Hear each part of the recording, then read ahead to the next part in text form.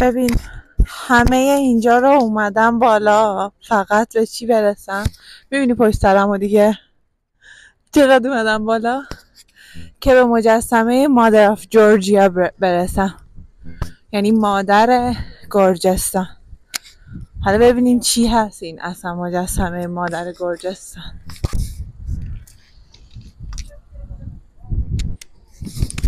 This is mother of Georgia. بریم.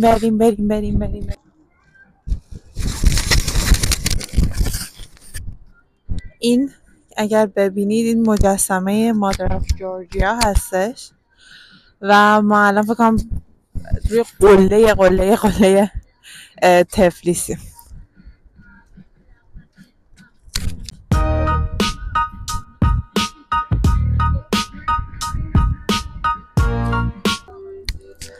اون قلعه رو پشت سرم میبینید.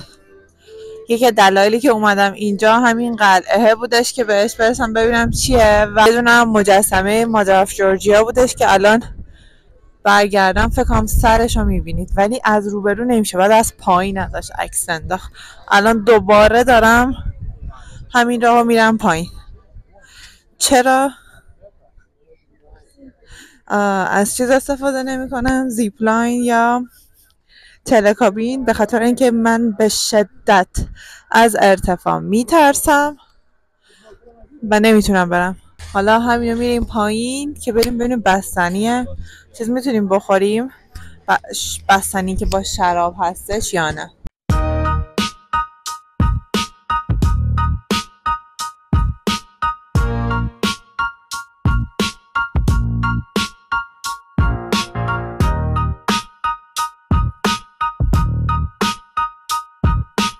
بالاخره بستنی شرابی یا شراب بستنی آیس کریم وید واین.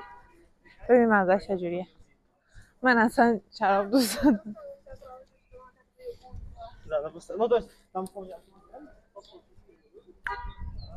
It's delicious but خوشمزه است، ولی اون مزه شراب ترشیدگی رو میده. خیلی باحاله ولی خوبه.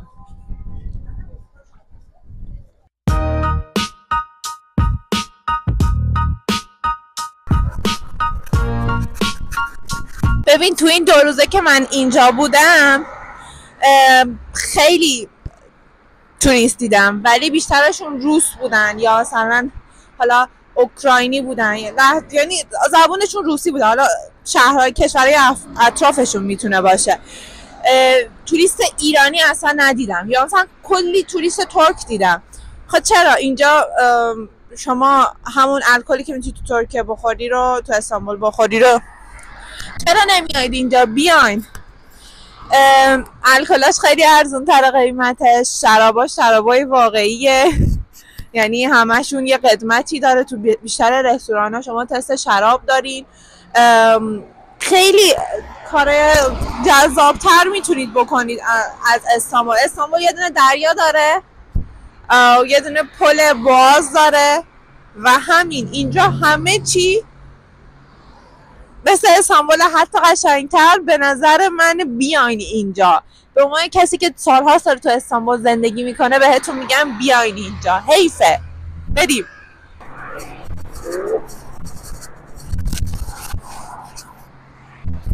ببین اگر بخوایم مقایسه بکنیم اینجا یه چیز شبیه، ببینید خونه ها رو کنار صخره، حالا هرچی هست ساخته شده. یه ذره پایین‌تر بهش میگفتیم یاله به ترکی ساخته شده. خب اینا هم همین جوری هستش. اون سمت هم باز اگه خواهی نگاه کنین خونه ها همه قدیمی هستش.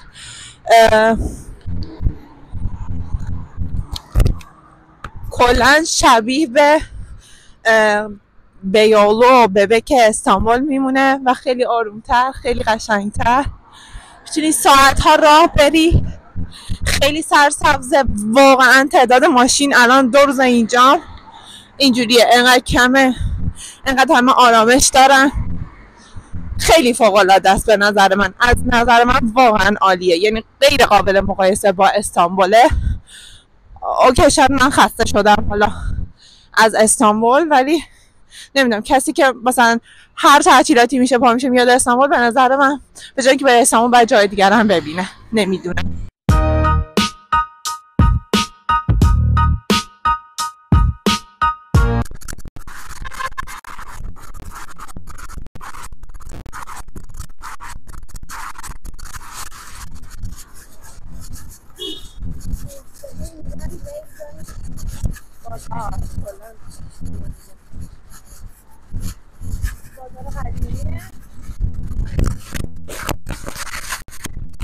به اینجا میگم میدان بازار که همینجوری میره بالا. من دیروز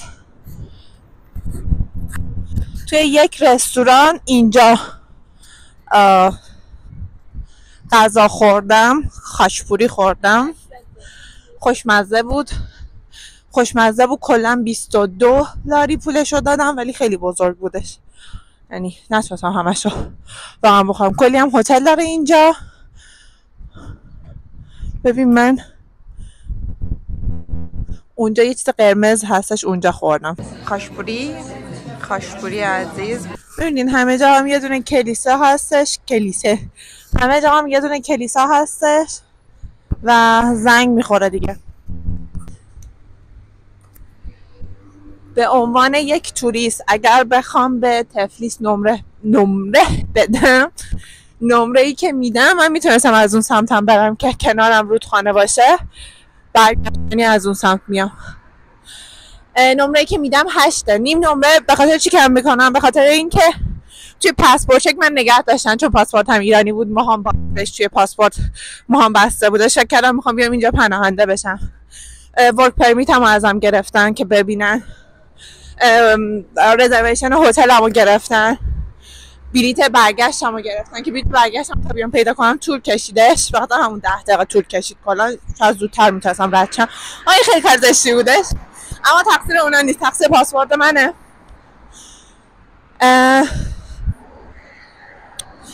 نمره بعدی که کم میکنم برای غذاشونه. من غذاشون اصلا دوست نداشتم، یعنی نتونستم واقعا چیزی بخورم این چند روزه. گوشتاشون یه مزه بدی میده، پنیراشون مزهشو دوست ندارم، به خاطر همین، یا حالا روغناشون نمیدونم واقعا، ولی من دوست نداشتم. شاید شما دوست داشته باشین. هواش خیلی خوبه، خیلی تمیزه، شهرش خیلی تمیزه. سیگار میتونم بگم از 100 نفر 10 نفر سیگار میکشن یا 20 نفر، که خب این مقدار کمیه از نظر من. 2 نفرشون اینجا. خب الان اینجا رو ببین، به خاطر پاسکالیا اینجا پر گل فروشه و مثل ما سبزه دارن. دلیل سبزه گذاشتنشون هم همون دلیلیه که ما داریم. خیلی مجسمه‌های جذاب باحال دارن از حالا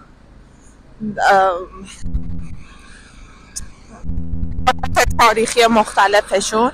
اینم واین شاپه، فقط شراب میفروشه و تستش هم فری هستش. برگشتنی شاید یه امتحانی بکنن اینجا. اینقدر همه جا قشنگه. من اصلا دوست ندارم از خودم عکس یا فیلم بگم، فقط دوست دارم که به شما اینا رو نشون بدم، زیبایی های این شهر قشنگ رو بهتون نشون بدم. ببین اینجا اومدم داخل یک کلیسا و خیلی جذاب، خدایی اصلا فوق‌العاده است به نظر من. ببین خیلی میارزه که واقعا بیای اینجا. ببین بعد پیاده باید بری، اصلا نباید با ماشین و اینجور چیزا بیای اینجا. به نظر من حیفه، چون بعضی از چیزا رو واقعا از دست میدی. یعنی خیلی هم اینجا تور هستا، تورا رو هم با قیمت‌های خیلی ارزون میفروشن که شما راحت بتونید استفاده بکنید، ولی خیلی قشنگه.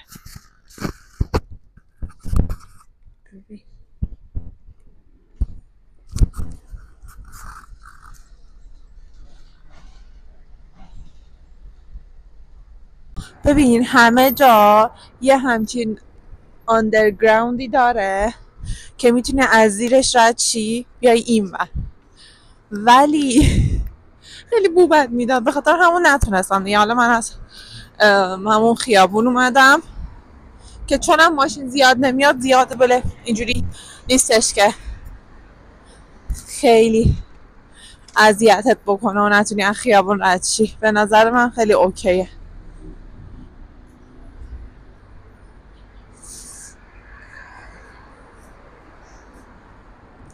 خیابون رو نگاه ببین، اینو تو فقط تو بیکوز میبینی تو استانبول. مجسمه که اونجا میبینید مجسمه مادر آف جورجیا هستش که دیروز رفتیم تا بالا ولی نمیشد از جلو نشونش داد، خیلی لبه بودش. این الان از پایین بذار ببینم میتونم بکشم جلوتر. اینم مجسمه مادر آف جورجیا. اینم یک کلیسا نیست ببخشید، اینم مدرسه است انگاری. نزدیک نیم ساعت حرف زدم، بعد متوجه شدم که اصلا نگرفته منو. ببین یه چیز جالبی که هستش برای من الان اینجا اینه که به جای این که اونجایی که میخوام برم، یعنی صبح براش اومدم بیرون، همه جا رفتم به جز اونجا. ببین این نمیدونم، این هتله، خیلی هتل خوشگلیه. ببین هر کوچه‌ای که داخلش میری یه چیز خیلی قشنگ میبینی و اصلا دلت نمیاد نری. الان اینجا رو ببین، خیلی قشنگه. کلا گم میشم دیگه، اصلا از جایی که باید برم خارج میشم، از مسیرم میرم بیرون، گم میکنم کجا باید برم، ولی عوضش خیلی جای خوشگل و نازو میبینم. کلا هم پیشنهادم بهتون اینه که تور نگیرید. من بودم تور نمیگرفتم که الان نگرفتم. بعد 2 روز کمه، تا روز بیشتری باید اینجا باشید که بتونید اون جای دورتر رو هم ببینید.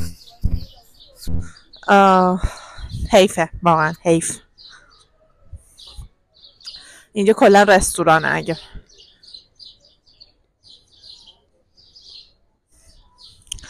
خب بریم توی راه خودمون. منو بعد داشتم اینو گفتم اونجا توی ویدئویی که گرفته نشده بهتون گفتم، منو خیلی یاد قلهک میندازه اینجا، به شدت یاد قلهک میندازه به خاطر درختاش و سنگ فرشاش هم منو یاد ولیعصر میندازه. نه منو خیلی یاد ایران میندازه اینجا، نمیدونم چرا، فقط هم تمیزتره هم ساکتتره، خیلی قشنگه.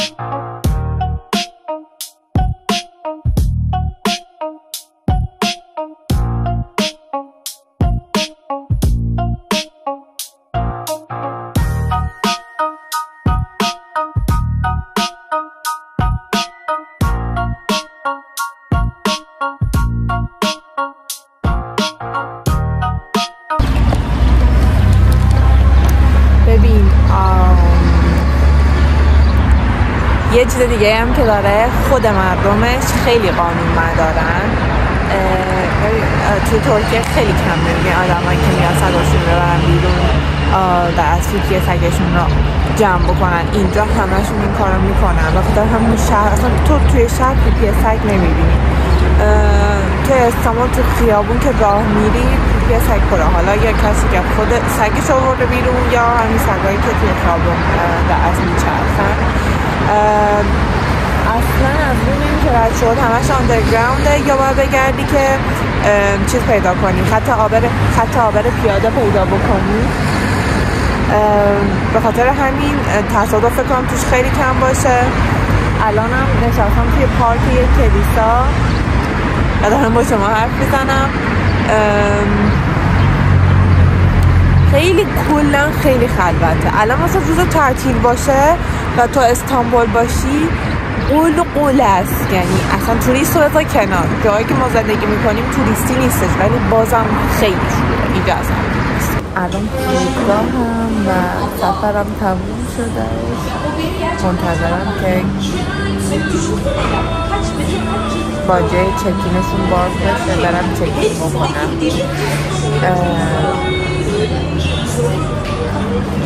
میخواستم چند تا چیز کوچولو بگم.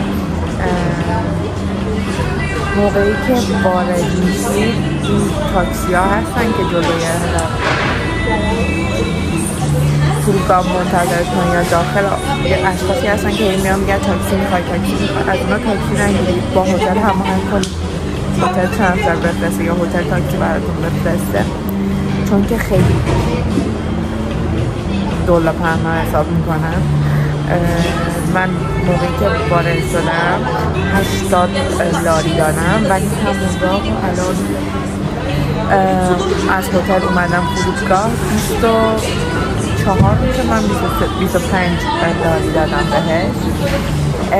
ولی یه چیز خوبی که داره، من یه دونه سیم کارت خریدم اینجا. سیم کارتم 14 روز اینترنت بدون لیمیت داره، یه لیمیتش تموم نمیشه و من کل این 2 روز اینترنت پرسرعت 5G داشتم که خیلی به دردم خوردش. از نظر من تور نگیرید، خودتون بگردید، البته که چند که هستش تجربه بزنید براتون اطلاعات کاملشو میاره. خیابونهاش کوچه به کوچهش دیدنیه به نظر من واقعا وقتم آوردم. که چون فردا الان ساعت دو صبح الان ساعت 2 صبح و من فردا ساعت 9 باید سر کار باشم. به خاطر همین پکانو نیاز داشتم که ریلکس بکنم توی هتل که فردا بتونم فردا که منظورم روز بتونم سر کار سر حال باشم، چون خیلی هم بردشنده سنگینی مقاله از لحاظ حجم کاری و همین دیگه. بیاین گرجستان، بیاین تفلیس. من باتومی نرفتم، نمیدونم، مدل منم نیست. کازینو هم میگفتم برو، ولی اول که من تنها اومدم کازینو تو میری و یه نفر باهات باشه و خب با هم یک کلی بندازید یا چه میدونم یه انرژی هایی داشته باشید. من انرژیم اینجوری بودش که اوکی من اومدم که ریلکس کنم، رفتم میشستم توی حیات کلیساها و مثلا نیم ساعت 40 دقیقه فقط سعی کردم آروم باشم، یا توی پارکاش اون آرامشش رو دوست داشتم. قدم زدن توی یه جایی نیاز داشتم که شلوغ نباشه، آدم نباشه، نفهمم چی میگن و خب خیلی خوب بود برای من. خواهش میکنم منو سابسکرایب کنید، به هم انرژی میدید. یه چیزی که خیلی بدم اومد و شاید دلیل این بشه که من دیگه اصلا نیام گرجستان اینه که پسپورت چکاشون واسه من که ایرانیم خیلی اذیت کننده است، چون من یه ایرانیم که دارم توی ترکیه زندگی میکنم و ورک پرمیت دارم و دقیقا 5 دقیقه تا 10 دقیقه طول میکشه. 100 بار پاسپورت هم چک میکنه، 100 بار از کارت آبیمو یا همون کارت ویزای کارم رو چک میکنه، این منو نگاه میکنه، بینشون با هم دیگه حرف میزنن و it makes me crazy. واقعا دیوونم میکنه و به خاطر همین خیلی عصبی شدم و نزدیک بود با آفیسر اونجا دعوام بشه که خب این اصلا کار قشنگی نیست. بعدش گفتم که اوکی I'm so sorry و ادامه دادش و اونم خیلی بی تربیت بود به من. میگه تو میدونی کجایی؟ What the hell I'm a tourist in your country. در اصلا من توی کشور تو توریستم، تو به من احترام بذاری. ولی خب هم چیزی وجود نداره. استانبول و ترکیه اینش که سریع از پاسپورت چک ردت میکنه وقتی که اطلاعات کامل و کافی رو بهش میدی. همون کارت از آبیم رو نشون بدم توی پاسپورت چک ترکیه، خیلی راحت میگی اوکی میتونی بری و تمام. 1000 بار چک میدارم و کشور تو خارج میشم. برای 2 روز اومدم، تو داری میبینی ورود منو. خب داستان چیه؟